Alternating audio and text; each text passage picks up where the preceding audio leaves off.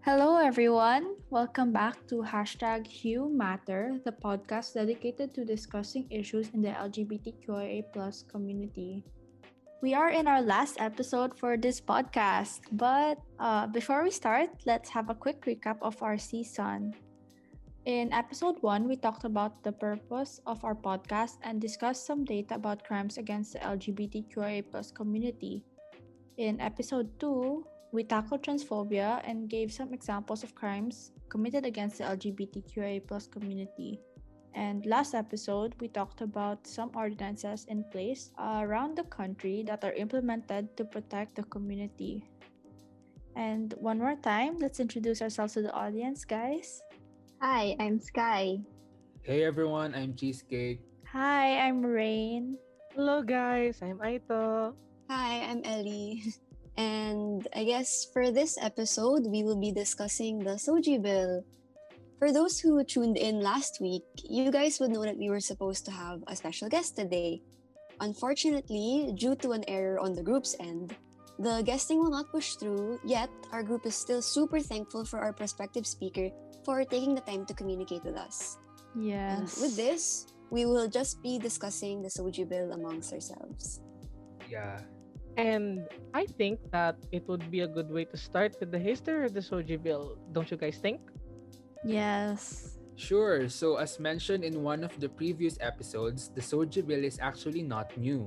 In 2000, Miriam Defensor Santiago and Loretta Ann P. Rosales filed the Anti-Discrimination Bill of 2000, which serves as the framework for the SOGIE bill now. Most popularly known as the SOGIE Bill. Senate Bill number 689, or Anti-Discrimination on the Basis of Sexual Orientation, Gender Identity and Expression, has been in Congress for 20 years. That's a really long time. Yeah, I agree. Yeah, I agree. Technically 21 na, diba? Yeah, Yeah, actually. actually. 21 And to think that it hasn't been passed in 2 decades. Yeah, Oh. but recently, diba, you guys heard the news na parang an anti-discrimination bill was passed sa, I don't know, Yeah, I saw it Senate on Twitter. Yeah. Yeah, I think the bill was passed in a Senate panel about it. Pero it hasn't passed the Senate actually. Yun yung nabasa ko. Okay. But is it the same as the SOGIE bill? Yeah, can you talk about that more? Yeah, I actually pulled up the copies of the original SOGIE bill, Senate Bill 689, and the bill that was passed in the Senate panel, which was actually a different Senate bill number since it was Senate Bill number 1934 or 1934. And while I read through it, there were very, very noticeable differences, to say the least. One of the things that I noticed actually while I was reading it was the title of the bill. As we can recall, the bill is called the SOGIE bill for the past few years leading up to that time, diba? Yeah. Dun siya mas Yeah. kilala. Yeah, pero formally in Senate Bill 689, it was known as the Anti-Discrimination Act. Oh. Pero in the revised bill that was passed in the panel, it was changed to the SOGIE SC based Anti-Discrimination Act. So it was changed. So wait, what does SOGIE SC mean? SOGIE SC is similar, but the SC part meaning sex characteristics. So basically, it's still sexual orientation, gender identity, and expression, pero they added in the sex characteristics part. Oh. So it's more Yeah. general din, no? Yeah, it's slightly more general because according to the in a part of this bill, it is a substitution for 3 other Senate bills, including the SOGIE bill that was trying to be passed in the previous Congress, 17th Congress, if you can remember. But what exactly makes this a substitution if the SOGIE bill was kind of general to begin with? Wasn't the that's premise the of thing. SOGIE bill I like was pretty reading- general? Yeah. What's the difference? Yeah, one of the major differences that I saw is that as compared to the previous SOGIE bill 689, 1934 expanded and revised its definition of terms. Dahil dito sa sa 689, it just had like 4 or 5 different terms. Pero here in the revised one that was passed in the panel, they added the terms discrimination, they revised the terms for the definitions of gender expression, identity, harassment, marginalizations, and they actually added sex characteristic as one of the definitions as well. So medyo humaba siya. So, talking about this, ano yung different penalties niya? That's the interesting part.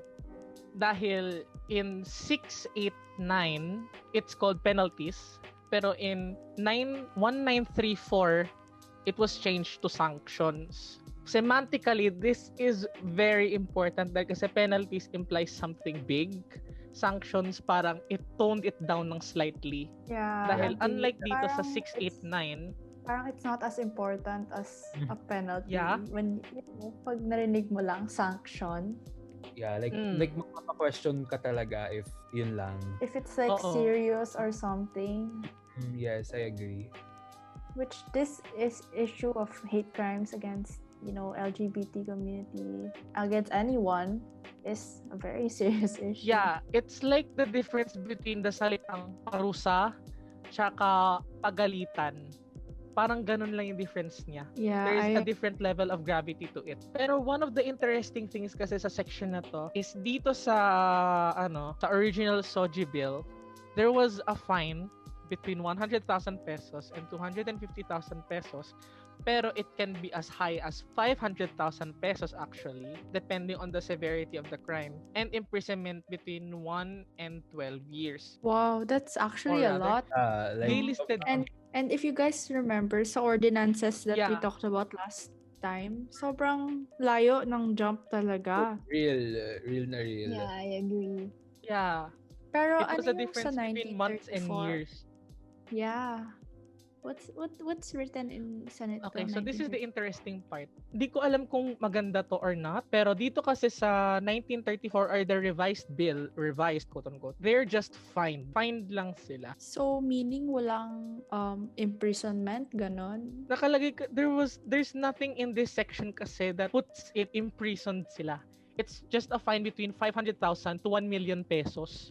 So mas malaki yung kailangan nilang bayaran, pero there's no equivalent Imprisonment. Yeah, Eh di parang wala rin that's kasi the like, big difference. like pwede lang din siyang bayaran Yeah. or that's Yeah, bad kasi like we're talking about human rights tas babayaran mo lang, di ba? that's true. Pero if you think Yeah. about it, parang it's a step up na din from the ordinances, which is a good thing since it's not really That's true. amount that everyone can afford, di ba? Pag 1,000, 2,000, parang it's more affordable.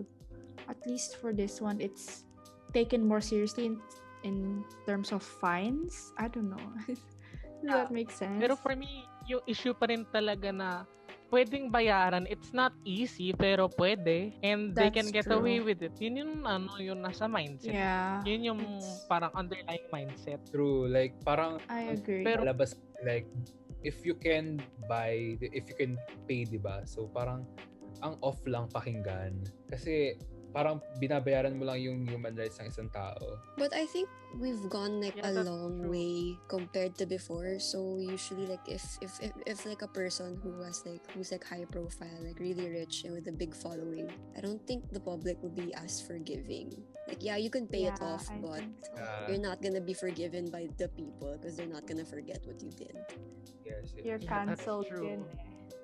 And And it also Cancelled. affects your life.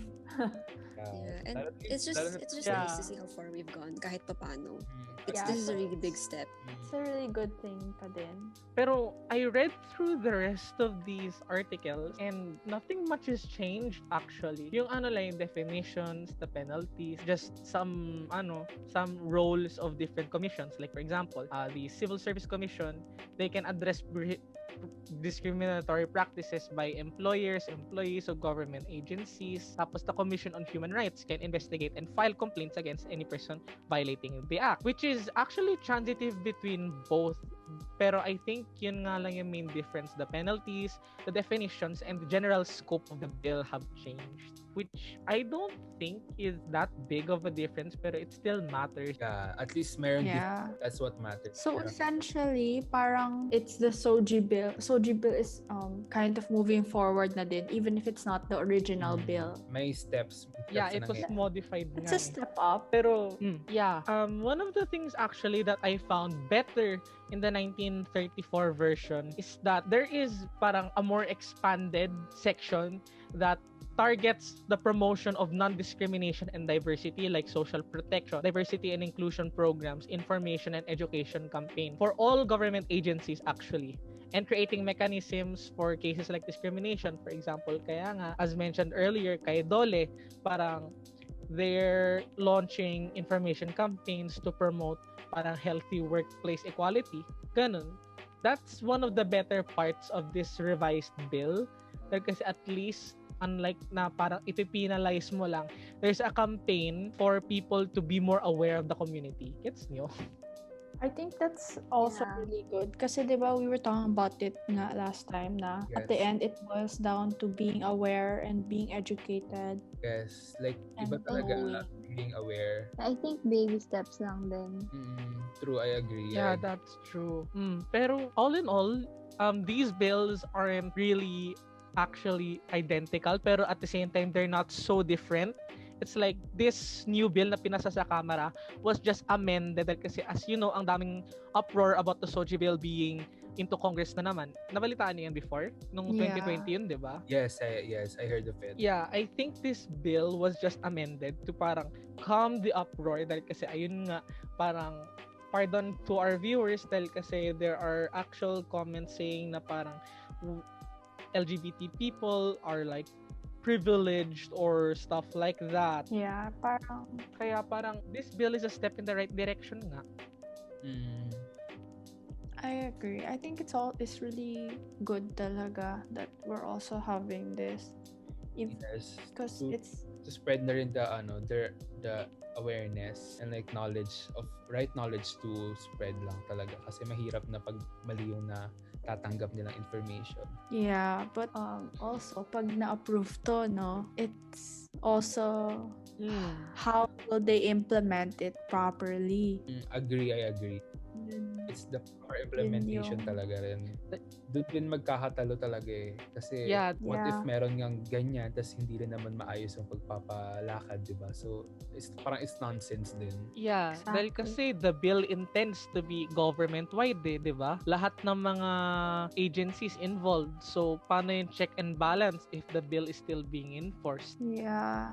So, mahirap pa rin even if it's enforced eh. But, you know, as said nga kanina, baby steps. I think if they Yeah, I think really do it right, the implementation and everything, it will be a really, really big step, a really good big step. Yeah, and as long as everybody like keeps in mind na hindi pa rin talaga tapos ang laban even if the bill gets passed. Because there's a lot of energy that goes into like, you know, fighting for this bill to pass, and I just hope na, and I know naman, but then we just really need to keep the same momentum, especially to the allies who are like helping like raise awareness for SOGIE. We really need to keep Yeah. pushing for this Yeah, I movement. agree. Continue talaga the momentum. You're true. That's right. Right. Pero like, in general, seeing the differences and the parang betterments of the revised bill that was passed in the panel, do you guys think that this new amended revised quote-unquote lahat yun revised bill, the SOGIE SC ADB bill, can effectively like reduce crime and discrimination knowing yung difference nga nun? How do you think this will play out in the long term in terms of government, in terms of what might happen to the community, representation, and stuff like that? Yung wishful thinking. Honestly, I think this has a really big potential to make a change nga for it to get better na parang reduce the crimes and discrimination, Yeah, ganon. it's a big factor din kasi to use as a platform din to educate din other people kasi like parang ang daming nagdi-disagree, nag-oppose to it kasi like they're not educated enough of what's it all about, diba? So parang iniisip nila parang privilege lang, ganun, parang dagdag lang na special treatment, but what they don't know is it's for all, it's for equality talaga. For me, I think there's just like a huge like historical value for SOGIE. Like when like maybe like years from now, when people look back and they see like the kind of laws that were passed like during this like decade, it really shows like the progress, and it can serve as a good reminder for people of how far like they've gone, like praying na it's better like a long time from now, if that makes sense. So like we really don't know like what's going to happen, since it's very ambitious. It's a very ambitious question to ask. Like, what do you think is going to happen, since so much factors That's go true. in? But I think Yeah, that you know, is like true. it's just a nice thing to look back at in the future, like a marker. Hopefully like the kids of the future can look back at the moment the SOGIE bill was passed, and they can confidently say that we are so much better, like even better than Right, the people were back then, and all of our efforts will work out. That's true. Yeah. Like it start to change talaga. Like kahit sabi Yeah, nga, that's true. baby step talaga. Like sana they do better talaga, lalo na yung future generation. Yeah, and little by little, since may mga advocacy na rin about the bill and the other things about the LGBTQIA+ community, it is one way na rin para maging aware yung mga tao around it, and mas malalasan din in the long run yung mga crimes against the community. So, guys, I think that there's still so much to talk about the SOGIE bill, but I think this is all we can talk about for now. Yeah, I think so. Yeah, that's true. Ang And bilis. for Tida, genuinely like this podcast from the beginning, like explaining what our podcast was about, to discussing relevant issues and cases where where crimes against the LGBT have been committed, and then like showing people what certain things are being done little by little, and then culminating in this, talking about the SOGIE bill right after when it was like proved in a Senate panel. I think our podcast is really helpful for us to learn about all these things, dahil kasi we did not realize some ordinances happened like that or were passed. All this is like really, really touching and important, because we've gotten more educated because of this, and hopefully our listeners will have their own takeaways as well. Ang konti pala na napag-usapan natin, pero there's so much more that needs to be discussed. Don't you guys agree? Yeah, actually, I learned also so much from this, like doing the research pa lang. Even like conceptualizing about what are we supposed to talk about in the podcast, what are the more important issues to discuss. I really learned a lot. Yeah, Yeah, same. and from you guys then, ang dami niyong alam na hindi ko pa ganun, like hindi ko masyadong nababasa online, but you guys gave me the opportunity para maging knowledgeable more about sa topic natin. True. Like, I agree. Like, sobrang amazing lang ng experience na to, kasi parang, alam mo yun, may domino effect talaga siya. Like, us searching about or conceptualizing about the podcast, gano'n, natututo na rin tayo. So, after nun, syempre yung natutunan natin, yan, sinishare natin sa listeners natin. And it's amazing lang kasi syempre mamaya, if yung bill, di ba, approved na rin sa Senate. So, parang ang saya lang sa feeling na naging factor tayo ng pagiging aware ng mga tao, gano'n. And like, yeah, guys, like I think the fact that this is this podcast was such a collaborative process between us, like it really means a lot to me, and it really proves that in order for us to achieve something, we all really have to work together and to hear each other out. And it's really been an honor to work with you guys and to research and to learn from you guys, most especially. Same. I really HUEMatter. appreciate this. That's Yes. You really all good matter. Yeah, we all Oh. matter talaga. Nakakatuwa lang talaga kasi like what Sky said nga, na natututo tayo sa isa't isa, ganun. So parang sobrang collaborative nga, sabi rin ni Ellie. And ayun, parang itutuloy yung magandang effect sa atin na knowledge is really a powerful tool. Yeah, Cheesecake, I agree. Like, education is really like an important tool, but at the end of the day, it really is just a tool, and all of us need to know how to use it properly. So we really hope that our podcast like really helped you listeners become a little bit more aware. And with that, we really, really thank you for joining us this season, and we're just like really happy that we had the chance to do this, right, guys? Yeah. Like what Cheesecake said, no matter who you are, anyone in this wonderful spectrum, you will always matter. So, we'll sign out here. Thank you again for listening. Bye, guys. Guys. Bye. Bye guys! Thank you! Thank you for listening.